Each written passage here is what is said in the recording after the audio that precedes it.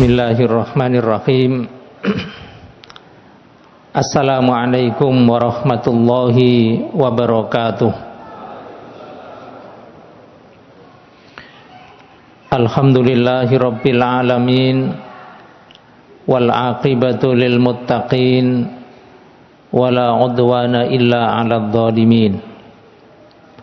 Asyhadu an la ilaha illallah wahdahu la syarikalah, wa asyhadu anna Muhammadan abduhu wa rasuluh. Allahumma salli wa sallim wa barik ala nabiyyinal karim Muhammadin wa ala alihi wa ashabihi ajma'in. Qala Allah ta'ala fi kitabihil karim, a'udzu billahi minasy syaithanir rajim.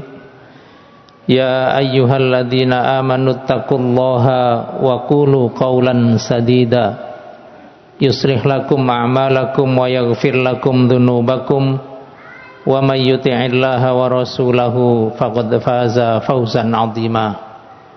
Shadaqallahul 'azim. Para jamaah, para bapak, para ibu, wabil khusus keluarga besar Yayasan dan Masjid Namirah,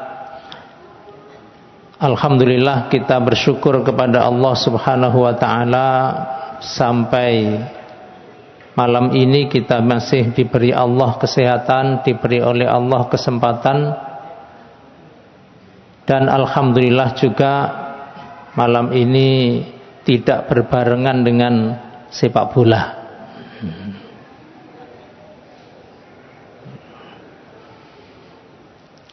Kalau berbarengan dengan sepak bola ya saya juga nonton gitu.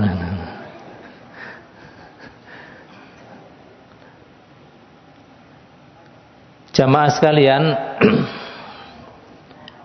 malam ini kita akan membahas ayat 15 dari surat Ali Imran. Pada ayat sebelumnya, yaitu ayat 14, Allah Subhanahu wa ta'ala menjelaskan kepada kita umat manusia bahwa ada materi-materi dunia yang Allah jadikan indah bagi manusia. Dan itulah yang menjadikan dunia ini terasa bahagia oleh manusia. Manusia dijadikan hidup bahagia dengan pasangannya, dengan anak-anaknya, harta benda, dan seterusnya. Tetapi di akhir ayat 14 kemarin, Allah Subhanahu wa ta'ala mengatakan kepada kita, dzalika mataul hayatid dunya. Semua yang disebutkan di awal tadi itu adalah kesenangan-kesenangan dunia. Nah, pada ayat yang ke-15 ini Allah Subhanahu wa ta'ala menjelaskan kepada kita ada yang lebih membahagiakan daripada harta. Ada yang lebih membahagiakan daripada buah-buahan, tanaman-tanaman, dan seluruh kekayaan yang ada di dunia. Apa itu? Ayat ini yang akan mengatakan. A'udzu billahi minasy syaithanir rajim. Qul, katakan wahai Muhammad, a'unabbi'ukum bi khairim min dzalikum.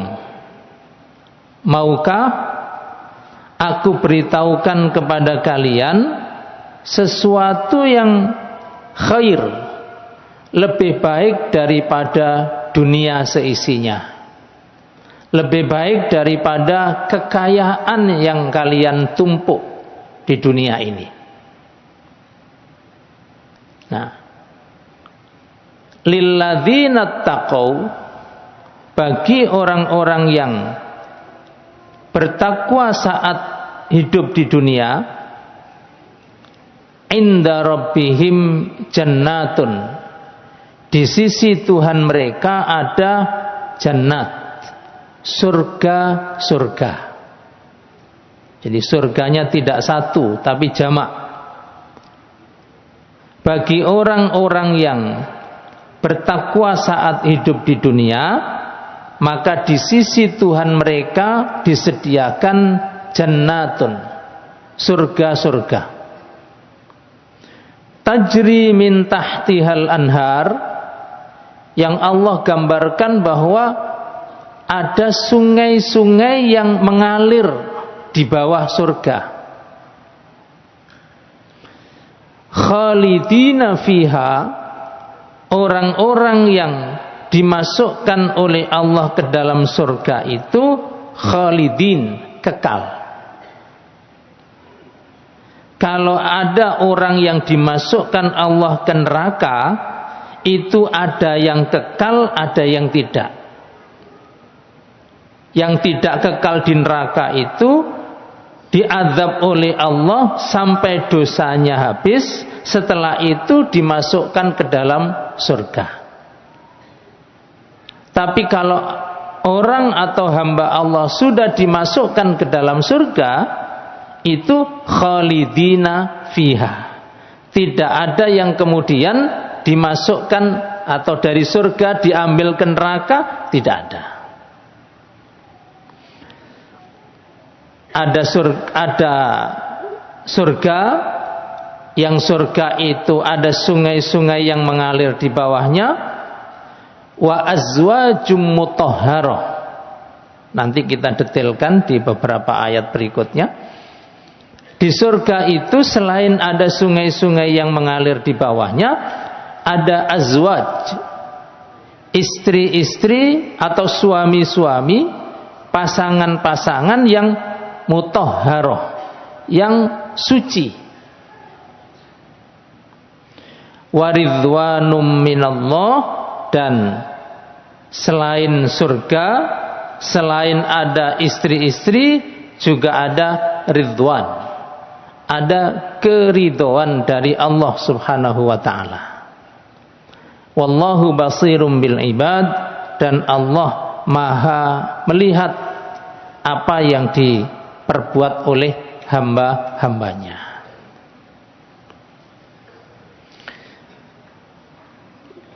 Jamaah sekalian, paling tidak ada 3 kalimat yang perlu dibahas di kesempatan ini, insyaallah. Yang pertama, janji Allah kepada orang yang bertakwa.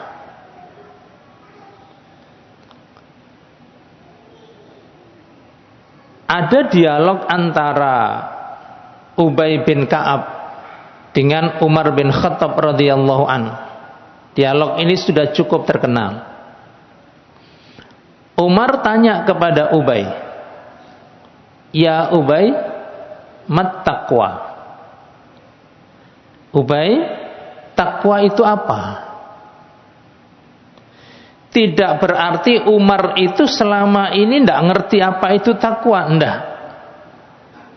Ini dialog antara sahabat mulia dengan sahabat mulia. Dialog antara ulama dengan ulama. Ubay, takwa itu apa? Ubay menjawab dengan bertanya, "Ya Umar, ama salakta tariqan dzata syaukin?" Sampeyan tahu tak, liwat melaku nok dalan sing akeh rine? Ya tentu bukan bahasa Jawa ya, bahasa Arab. Apa antum pernah jalan di satu gang, satu lorong yang di situ banyak durinya? Kata Umar, pernah. Wa madza sona'ta? Waktu kamu berjalan di tempat itu, gimana cara sampean berjalan tuh gimana? Caranya jenengan berjalan di tempat seperti itu seperti apa? Umar menjawab jawaban agak panjang. Saya ringkas. Saya ketika lewat di jalan seperti itu, saya akan angkat jubah saya. Saya tinggikan. Lalu saya melangkah maju satu langkah. Kadang saya mundur satu langkah. Kadang saya melangkah ke kanan, kadang ke kiri. Itu saya lakukan makhafata ayyusibani syauq. Itu saya lakukan karena saya khawatir kaki saya menginjak duri. Artinya, penjelasan dari kalimat yang diucapkan oleh Umar itu, sebelum saya meletakkan kaki kanan, terlebih dahulu saya harus memastikan bahwa tempat yang saya injak, akan saya injak itu tidak ada durinya. Kalau ada durinya saya singkirkan, kalau sudah bersih baru kaki kanan aku letakkan satu. Begitu juga kalau mau saya meletakkan kaki kiri, saya pastikan tempat itu bersih dari duri. Kalau ada durinya saya singkirkan, kalau sudah bersih kaki kiri aku letakkan. Begitu seterusnya. Saya tidak mau ada duri yang terinjak oleh kaki saya. Kata Ubay, fadzalikat taqwa. Nah, itu bertakwa itu seperti itu. Sulit enggak jadi orang yang bertakwa hidup di dunia ini? Terus pundi, gampang napa ewet? Sing kono gampang, sing kene repot ya.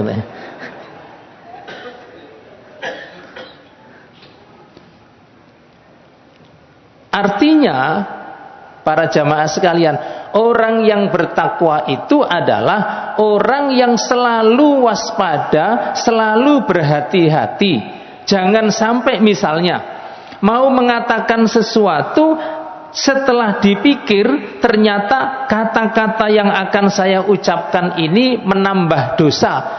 Kalau itu menambah dosa, gak jadi. Kalau apa yang mau saya ucapkan itu menambah pahala, saya ucapkan. Itu orang yang bertakwa.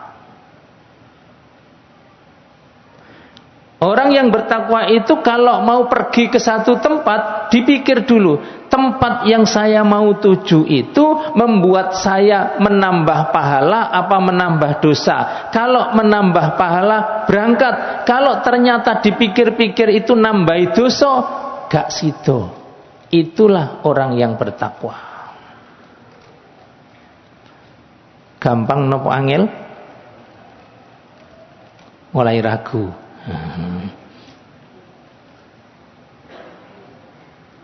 Itulah orang yang bertakwa. Satu kata yang mau diucapkan dipertimbangkan pahala dan dosanya. Satu langkah yang mau diayunkan kakinya dipertimbangkan dosa dan pahalanya. Satu WA mau di-share itu juga dipertimbangkan antara pahala dan dosanya. Satu berita mau dibagi lagi ke orang lain itu dipertimbangkan seperti itu. Itulah orang yang bertakwa.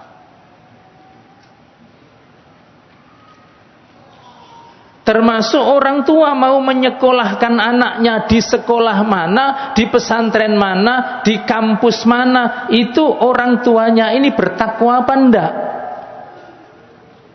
Ketika saya menyekolahkan anak saya di sini, lebih banyak madorotnya daripada manfaatnya, enggak jadi. Itu orang yang bertakwa.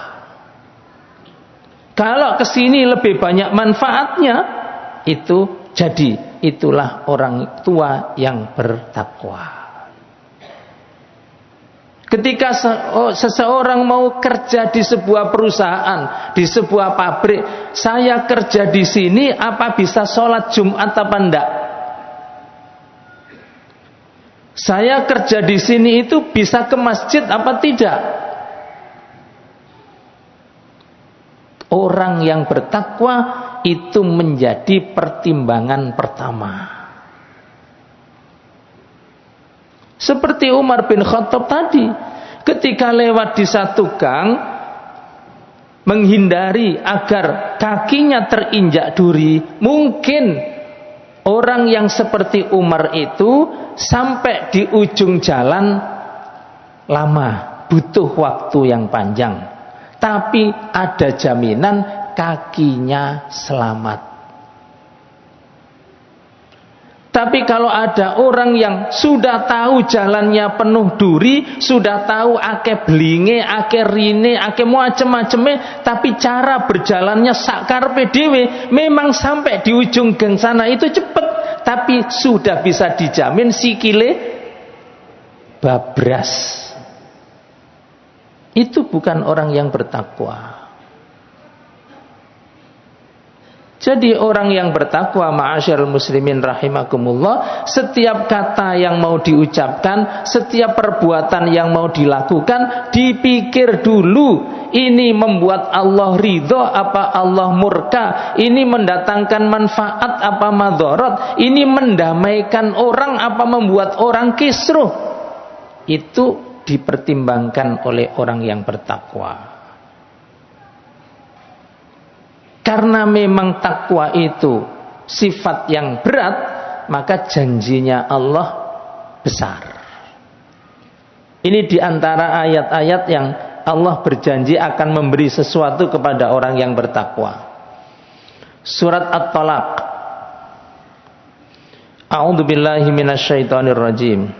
Wa may yattaqillah, dan barang siapa yang bertakwa kepada Allah, yaj'al lahu makhraja, Allah memberi dia makhraj, jalan keluar. Maksudnya apa? Siapapun akan diuji oleh Allah dengan kesulitan. Tapi bedanya adalah orang yang tidak bertakwa hidupnya sulit di awal, sulit di akhir. Tapi orang yang bertakwa di awal sulit, di akhirnya lapang. Karena lapang itu janji Allah, makhraj.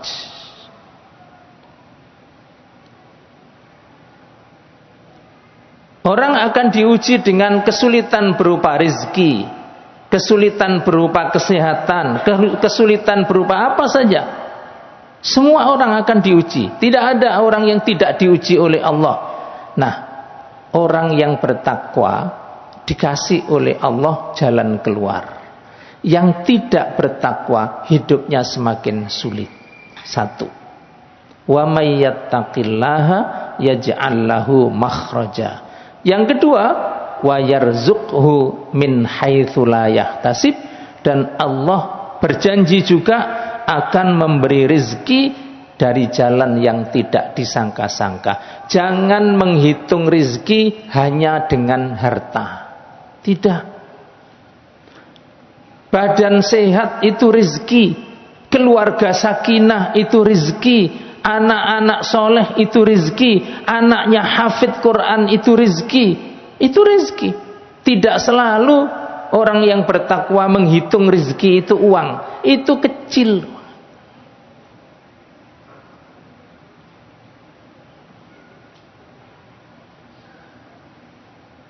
Rizki berupa apa saja. Yang kedua,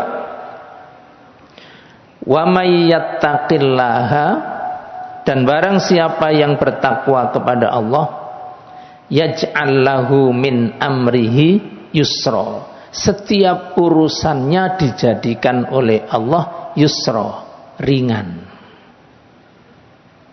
Kalau tadi makhraja, dikasih jalan keluar, kalau ini yusra, dibikin ringan oleh Allah.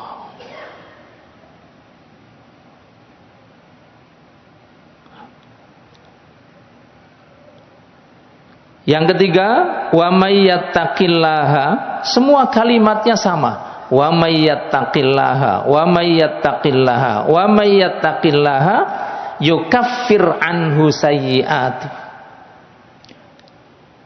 Dosa-dosanya dihapus oleh Allah, wa yu'zim lahu ajra, dan pahalanya dilipat gandakan oleh Allah.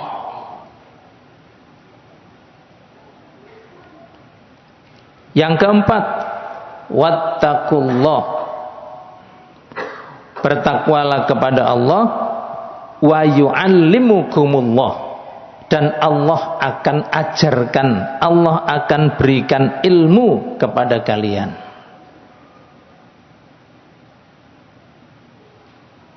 Jadi syarat untuk mendapatkan ilmu dari Allah juga takwa. Maka para mahasiswa ada di sini ya, para mahasiswa. Selain belajar, selain berdoa, selain berusaha untuk bisa mendapatkan ilmu itu dengan takwa Allah.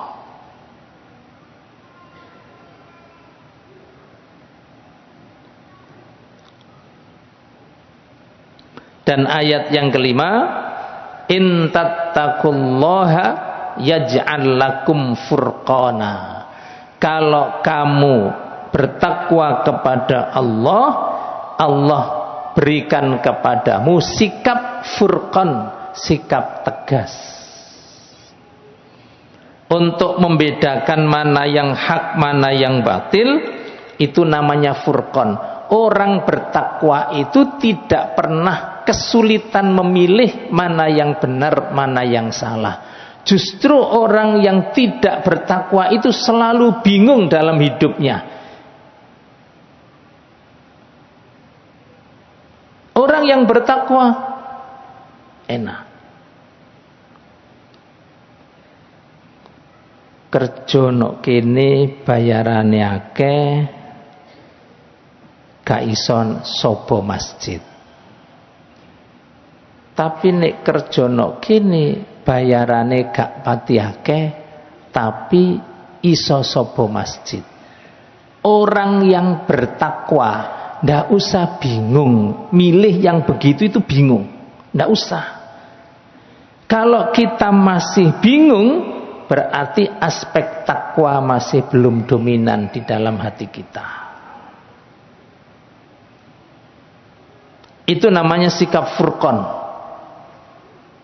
Makanya Umar bin Khattab radhiyallahu an diberi panggilan oleh Nabi Al-Faruq. Itu ndak karena Umar tuh ndak pernah bingung ngadepi yang begitu-begitu itu.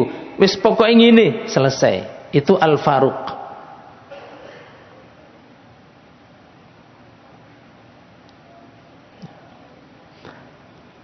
Wa yukaffir ankum sayyi'atikum, dan Allah akan menghapus dosa-dosa kalian, wa yaghfir lakum, dan mengampuni dosa kalian, wallahu dzul fadlil adzim. Karena itu para jamaah sekalian, saya mengajak diri saya dan para jamaah untuk senantiasa berusaha menjadi orang-orang yang bertakwa. Berusaha.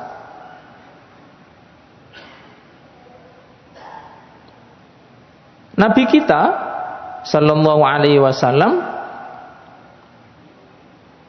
menjelaskan atau menyuruh kita dalam bersikap di dunia ini dalam kalimat-kalimat singkat.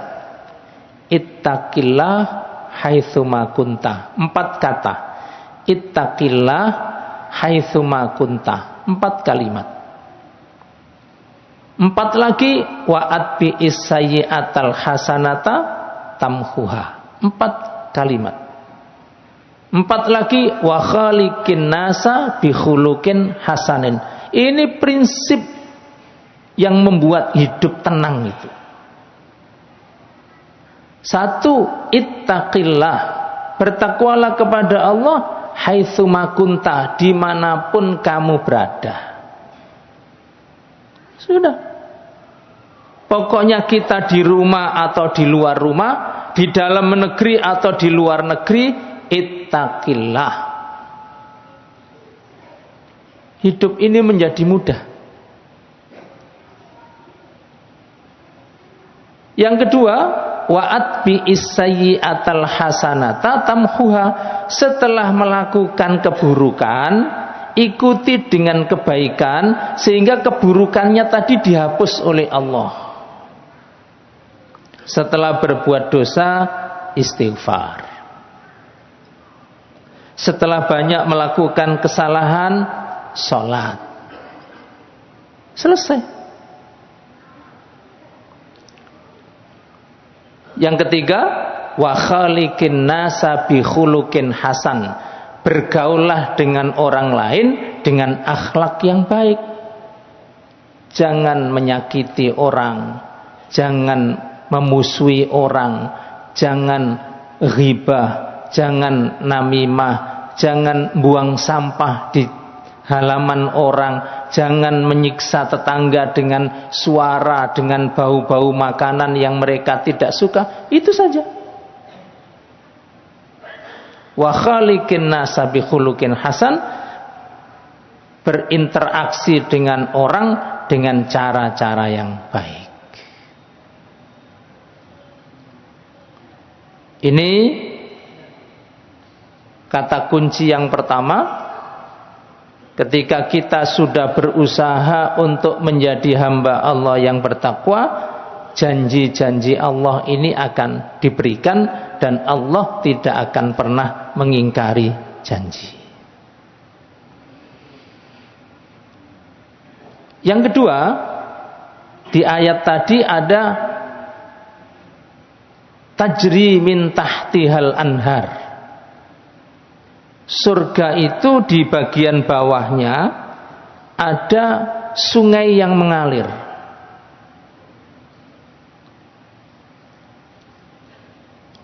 Semua yang Allah terangkan, semua yang Nabi jelaskan tentang surga, tentang neraka itu kaidahnya adalah mala ainun ra'at. Sesuatu yang belum pernah dilihat oleh mata. Wala udhunun sami'at, dan sesuatu di neraka, di surga itu tidak pernah didengar seperti apanya oleh siapapun. Wala khatara ala qalbi bashar, dan juga tidak pernah terbersit di benak siapapun. Maka ketika kita diberitahu oleh Allah bahwa di surga itu ada sungai yang mengalir, yang terbayang di benak kita bukan kemudian koyok bengawan ngono ta. Enggak. Artinya ketika Allah bicara tentang sungai, coba di ayat ini. Mathalul jannatil lati wa'idal muttaqun, perumpamaan surga yang dijanjikan kepada orang yang bertakwa, dijanjikan di surat Ali Imran tadi.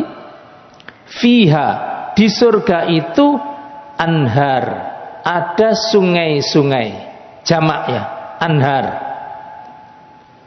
Min ma, sungai yang mengalir di situ adalah ma, air, ghairi asin, yang tidak, maksud tidak asin.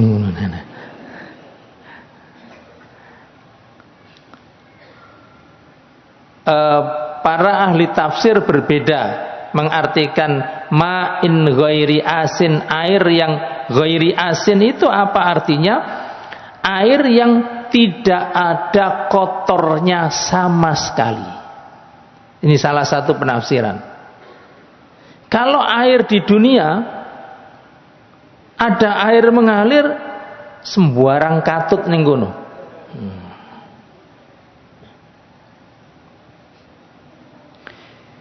Itu Bengawan Solo yang dari arah barat mengalir ke muaranya di ujung Pangkah, di daerah Dukun sebelah timur itu kan ada bendungan itu, BGS,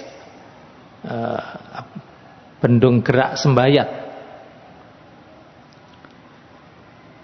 Bagus untuk pertanian, untuk pengairan, irigasi daerah sekitarnya, karena dulu Sunan Giri juga pengairannya di situ, sekarang juga itu ditiru.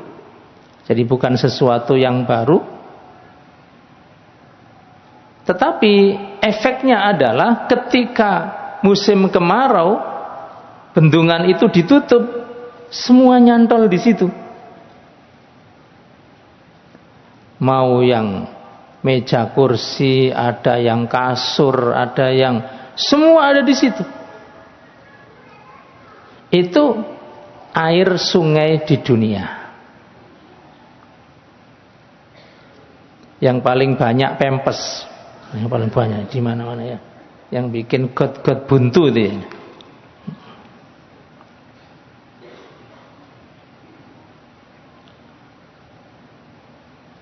Dulu tidak ada pempes ya, popok ya, popok diompoli, diumbah, dijemur, nanti diompoli lagi, dicuci, dijemur, kan gitu nggih? Ya lahir seperti kita ini akhirnya kan itu generasi popok. Dan itu kan untuk beberapa generasi popok itu kan, ini si saya kakak nembian dipakai saiki begitu. Ini yang pertama, air yang tidak ada kotorannya sama sekali. Wa anharun. Yang kedua ada sungai min laban, dari susu. Tidak bisa kita bayangkan dengan pikiran kita. Wa anharun min labanin, ada sungai-sungai dari susu, lam yataghayyar ta'muh, yang tidak berubah rasanya. Susu di dunia, jangankan nunggu sehari, 1 jam saja sudah berubah. Berubah warnanya, berubah rasanya, berubah kandungannya. Yang asalnya menyehatkan akhirnya menjadi penyakit dan seterusnya. Di surga itu ada sungai susu.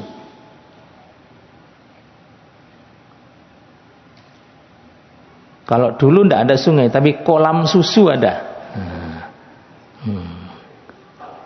Lagu Negus Plus ya. Kolam susu.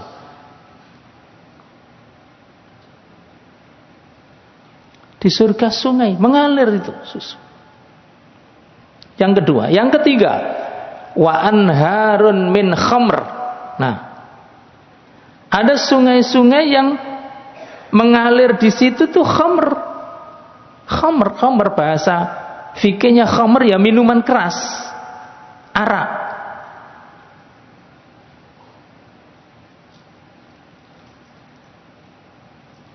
Ladzatin lisyaribin, yang membuat nyaman, membuat enak, membuat nikmat bagi syaribin, orang-orang yang meminumnya.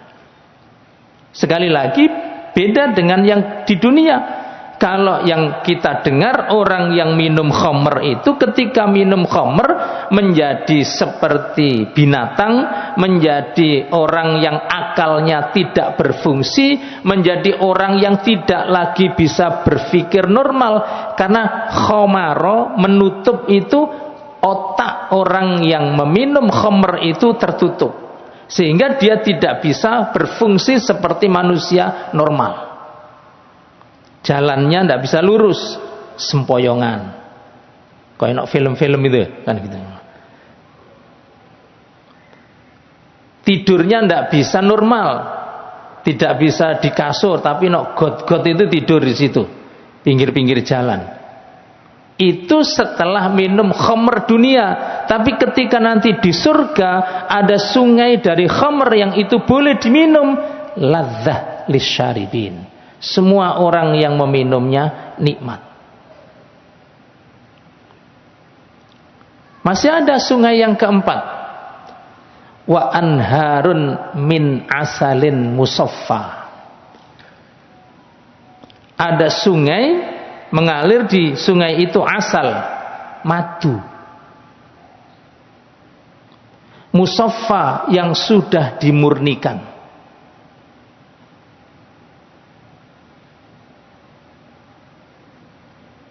Ya apa carane mandi madu di situ ya. Tidak bisa dibayangkan oleh pikiran-pikiran kita saat di dunia, karena Allah, Rasulullah sudah mengatakan wala khatara ala qalbi bashar. Tidak bisa diangan-angan di dalam benak manusia, tidak bisa. Ya.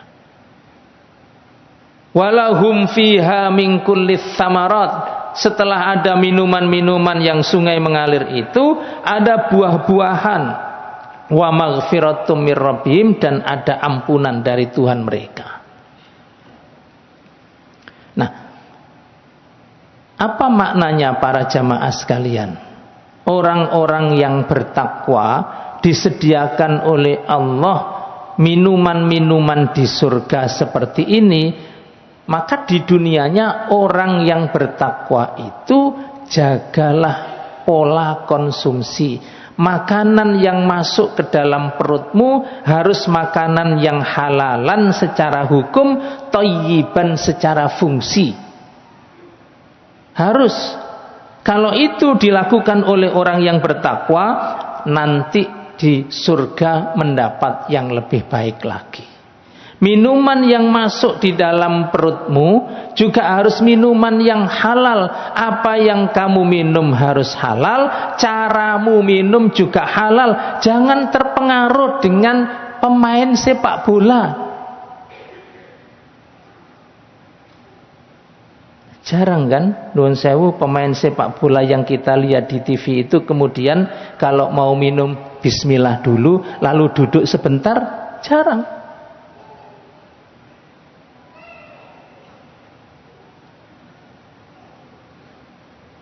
Itu yang harus kita hati-hati. Orang yang bertakwa itu menjaga apa yang masuk ke dalam perutnya, makanan atau minuman yang halal saja dan yang thayyib saja. Caranya juga harus sesuai dengan sunnah, supaya nanti di surga mendapatkan yang ini.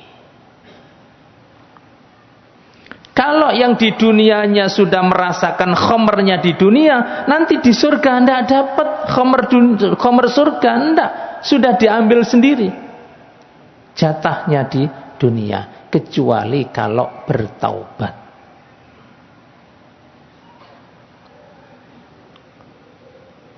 Yang di dunianya jualan madu lalu dicampur dengan kebohongan, nanti cukup dia nikmati madunya di dunia, madu surga ndak.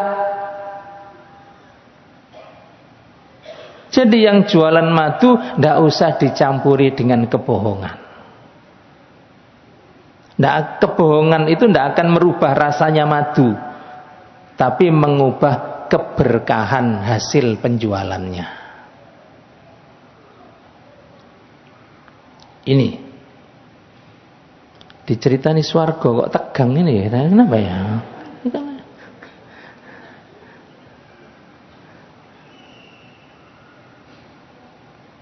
Nah, ini yang bikin kita tidak tegang. Nah, tadi di ayat tadi wa azwajum mutahharah, ada istri-istri. Tidak berarti ini khusus laki-laki, enggak, dibalik saja pengertiannya. Di dalam Al-Quran ada penjelasan tentang seperti apa wanita-wanita yang disediakan di surga itu. Ya. Di surat Ali Imran yang kita baca ini, wa azwajum mutahharah, istri-istri yang disucikan. Semua ahli tafsir memberikan pengertian tidak ada kotoran apapun yang keluar dari wanita-wanita surga. Tidak ada bidadari surga yang umbelen, tidak ada. Ngiler, tidak ada. Termasuk haid nifas tidak ada. Itu arti dari wa azwajum mutahharah. Ketomben apa akeh tumoe ndak ada. Mutahharah. Dalam surat As-Saffat, wa indahum qasiratut tarfi'in. Nanti ahli-ahli surga itu disediakan istri-istri qasiratut tarf, pandangan matanya itu pendek. Artinya kalau di dunia ada orang-orang yang sudah dikasih oleh Allah yang ada di dekatnya, tapi masih juga melihat yang lain. Sampai ada peribahasa, rumput tetangga jauh lebih hijau daripada rumput sawah sendiri. Enggak. Di surga itu istri-istrinya qasiratut tarfi, menikmati apa yang ada di sampingnya. Wis gak nyawang liya-liyane. Ka'annahunna baydhum maknun. Istri-istri itu bagi suami-suami di surga seperti telur yang sedang dingeremi. Di apa itu istilahnya? Ndok sing di ngeremi. Ya di situ tempatnya, ndak kemana-mana. Di situ.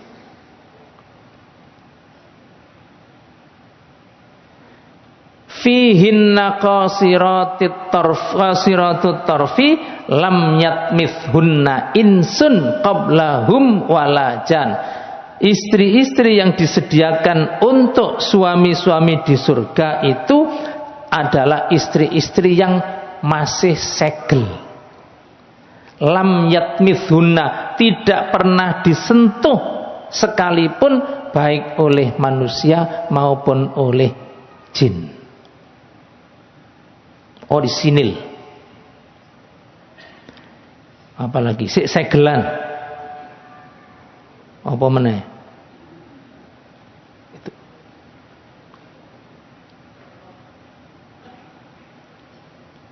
Dalam surat An-Naba, innalil muttaqina mafaza hada'iqa wa a'naba wa kawa'iba atroba.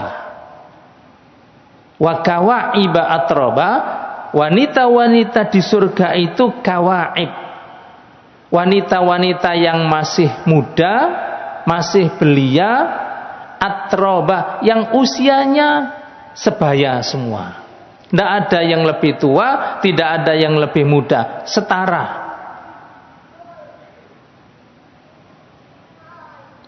Makanya Rasulullah Sallallahu Alaihi Wasallam pernah guyoni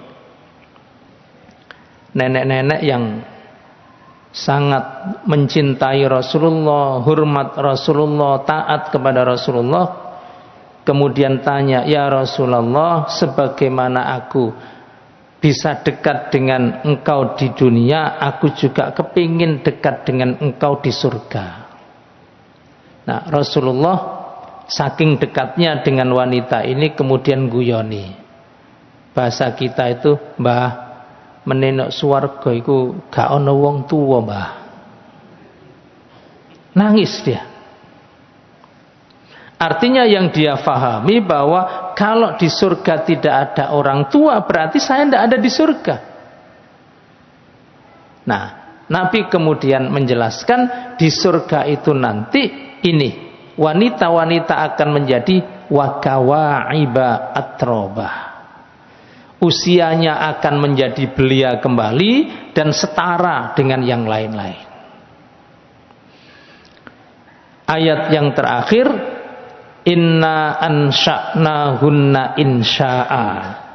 Kata Allah, sungguh aku menciptakan wanita-wanita surga itu insya'a, sekali jadi, tanpa proses, tanpa dilahirkan kecil, anak-anak, dewasa, tua, enggak, langsung jadi. Faja'alnahunna abkara, kemudian aku langsung menjadikan wanita-wanita surga itu abkar, gadis-gadis, perawan-perawan, uruban atroba, yang usianya mereka adalah usia-usia belia yang setara. Ma'asyiral muslimin, sekali lagi, ini istri-istri surga disediakan bagi orang-orang yang bertakwa. Siapa yang akan mendapatkan wanita-wanita ini di surga nanti? Ya, laki-laki yang memang bisa menjaga diri, bisa bertakwa ketika berinteraksi dengan wanita selama di dunia. Itu dia. Orang laki-laki yang di dunianya menjaga pandangannya, ghadzul basar, nanti wanita yang akan dihadiahkan kepada dia di surga qasiratut tarfi, wanita-wanita yang setia kepadanya. Imbalannya begitu. Laki-laki yang di dunianya tidak berzina, bukan hanya zina kubro dalam arti yang kriminal itu, tapi zina mata. Mata itu juga berzina, kata Nabi. Al-ainu tazni, mata itu juga bisa berzina. Wazinatuha an-nadhar. Kapan mata kita berzina? Ketika melihat. Mata ini juga bisa berzina, hanya tidak ada hukuman dunianya, tidak dicambuk 100 kali atau dirajam, enggak. Tapi apa hukuman bagi orang yang matanya tidak bisa menunduk ketika ada wanita yang bukan muhrimnya, mahramnya, atau laki-laki, perempuan yang tidak bisa menundukkan matanya ketika ada laki-laki yang bukan mahramnya, adalah ketidakkhusyuan ketika sholat. Laki-laki yang matanya tidak terpelihara, perempuan yang matanya tidak terpelihara, akibatnya sholatnya tidak bisa khusyuk. Jenengan angen-angen lah iya. Laki-laki atau perempuan yang naudzubillah, yang suka melihat video-video konten-konten porno, sampai sholat pun akan dia ingat konten itu. Itu azabnya.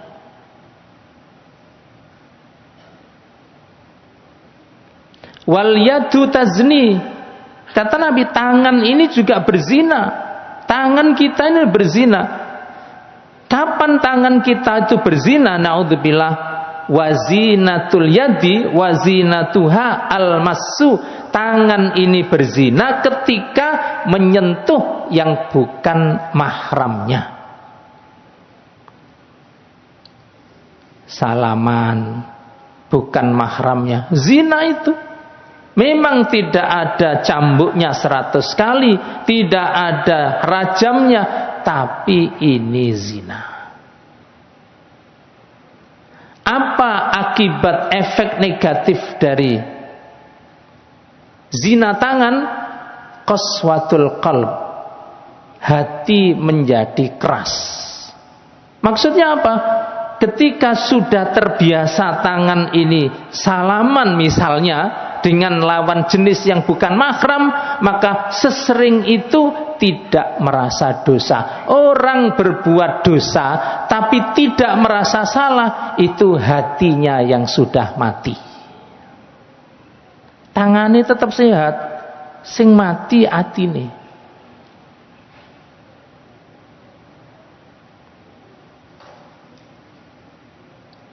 Nah, untuk mereka-mereka, kita-kita yang menjaga mata, menjaga tangan, menjaga lisan dari yang haram, itulah disediakan oleh Allah wa azwajum mutahharah, pasangan-pasangan yang suci. Karena memang sampean suci, maka di surga istri sampean suci.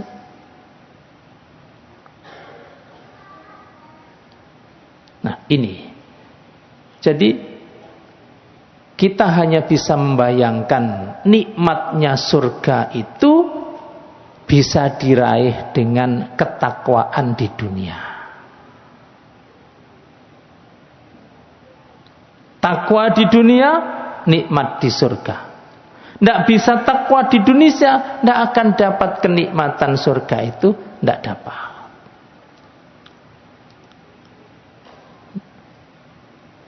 Karena itu ma'asyiral muslimin rahimakumullah, melalui ayat ini kita bisa introspeksi, ya, mengevaluasi diri kita bahwa benar-benar dunia ini hanyalah ujian. Tidak apa-apa lapar sedikit, tidak lama kok lapar di dunia. Nanti lebih lama kita kenyang di surga, lebih lama. Tidak apa-apa haus sedikit di dunia. Haus di dunia itu tidak lama. Nanti kita akan merasa seger nanti di surga, dan itu lama. Juga miskin di dunia ini cuma sebentar. Berapa sih lamanya kita miskin di dunia? Tidak lama. Nanti yang lebih lama lagi itu kaya ketika di surga, itu lama sekali. Lapar, tahan sedikit. Haus, tahan sedikit. Kurang ini, kurang itu, tidak apa-apa, tahan sedikit. Kepingin ini tidak keturutan, kepingin itu tidak keturutan. Kepingin yang enak tidak boleh, kepingin yang nikmat haram. Tahan dulu sebentar. Tidak akan lama itu. Kata Sayyidina Ali, di dunia ini ibaratnya kita musafir, hanya mampir minum saja sebentar, setelah itu lanjut lagi. Piro suwene mampir ngombe, kecuali nek ngombe terus bakso barang ya suwe. Cuma sebentar kita.